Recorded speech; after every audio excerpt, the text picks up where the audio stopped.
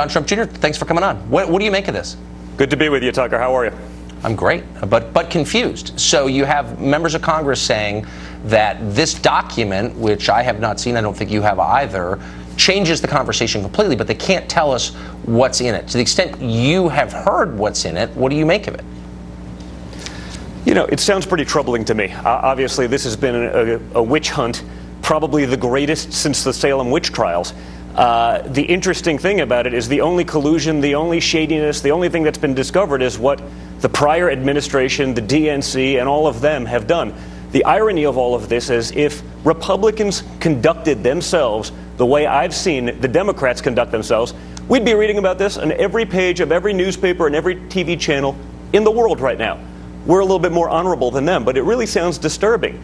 And, you know, I don't know what to do with it because I don't know what's in it. But if all of these guys are saying people's heads are going to roll, people are going to get fired, and people may actually go to jail, I think the American people deserve to know. They've been led down a road to believe X. They've been sold a bill of goods about us, about our campaign from 18 months. The media totally complicit in helping the Dems do this.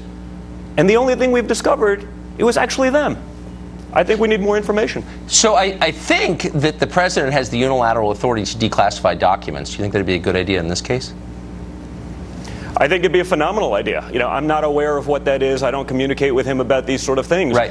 You know, but they've certainly gone after him. They've certainly gone after me, our whole family. I took a 20-minute meeting, okay, that everyone acknowledges would be standard practice in the campaign. I did 23 hours of testimony. To put things into perspective, Hillary Clinton, as Secretary of State, did 11 on Benghazi, where people died, where she lied and said it was about a video, where we lost an ambassador. How are those things the same? But it's the double standard that the American people are being fed, again, by the Democrats, in total complicity with the media. That's why neither have any trust from the American people anymore.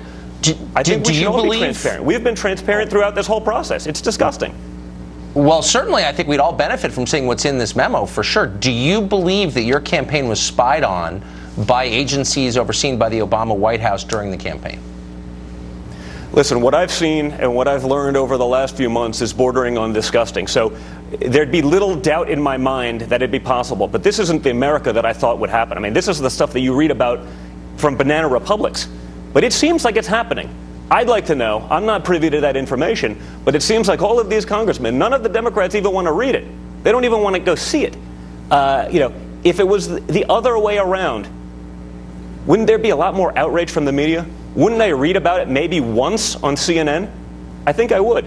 And the fact that it's not being covered, they would rather cover that Donald Trump had an extra scoop of ice cream. They would rather question a rear admiral and a doctor appointed by the Obama administration saying, hey, the guy's in phenomenal shape, whether you like it or not. They would rather question that as TV quack doctors than actually talk about these real issues that really affect real Americans. Why do you think that Democrats in the Congress who've said for over a year that their only aim is to get to the truth and to understand the nexus between Russia and the Trump campaign and the U.S. government, why would they not want to see this memo? Because they have no actual interest in the truth, Tucker. What I've realized, they have interest in their sound bites, and the media will sell it. They both went so all in with this contrived Russia thing, based on the documents, based on the FISA things that were probably obtained pretty illegally. They went all in that they needed it to be true. It wasn't if it was true or what happened. They needed it to be true because their entire narrative for 18 months, their entire credibility, everything that they've sold to the American people on every TV channel for almost 2 years has been based on the fact that this is gospel, that this is true, and now it turns out to all be nonsense, and it was actually them and the prior administration doing some pretty shady stuff. I mean, that is earth-shattering. That is disgusting. And the American people should be really upset about it. Because this wasn't like, hey, maybe we should get to the bottom of it. This is what happened. There's no ifs, ands, or buts about it. And you better believe it because we're going to stick it and ram it down your throat for 2 years. I just heard from a member of Congress who's not a hothead at all, who's kind of a moderate guy, who said he saw this and it's shocking. And so maybe the White House will take your advice and declassify it. And we can all find out what's in it. I think that might be a great education. Don Trump Jr., thanks a lot for coming on. I appreciate it. Thank you, Tucker. Good to be with you. Thanks a million.